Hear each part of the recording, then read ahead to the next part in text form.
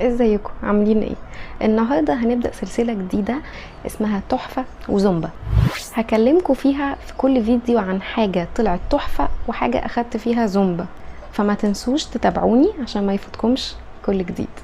هبدا معاكم بالمنتج اللي طلع تحفه وهو شان. المرطب ده جل مش كريم، مناسب جدا للبشره الدهنيه والمختلطه، مش بيعمل اي حساسيه للبشره الحساسه، خفيف جدا على البشره، مغذي وفعلا بيعمل جلو.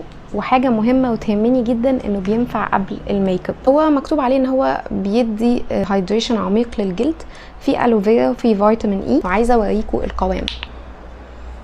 هو جل حرفيا، وطبعا بيدوب في ثانيه لانه جل، خفيف جدا، ترطيبه حلو جدا. ممكن في الشتاء احتاج حاجه اقوى منه شويه، لان انا بشرتي مختلطه، ففي الشتاء بتبقى ممكن تجف من بعض الاماكن، لكن هو تحفه. ايه بقى المنتج اللي اخدت فيه زومبا؟ للاسف المنتج ده من ساش. الباكج 10 من 10، فعلا حلو. اوريكم برضو قوامه، هو اتقل بكتير، مش مناسب تحت العين لان ممكن يطلع اللي هي الحبوب الدهنيه اللي تحت العين.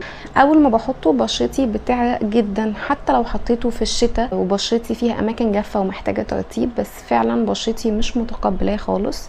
الانجريدينتس اللي فيه ادتني ايحاء ان هو هيبدل بشرتي وهيغير مظاهرها.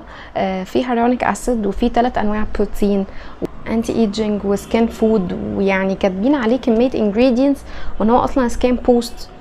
فانا وانا بجيبه انا جبته منهم من البيج اونلاين مش من الويب سايت. يعني الاول قلت بشرتي ايه مشاكلها وايه نوع بشرتي، ونصحوني بده. في الحقيقه ما شفتش منه اي نتيجه، بلس ان هو تقيل جدا وسعره ما كانش قليل. لو عجبتكم فكره السلسله دي اكتبولي في الكومنتس، واكتبولي عايزين اعمل ريفيو عن ايه.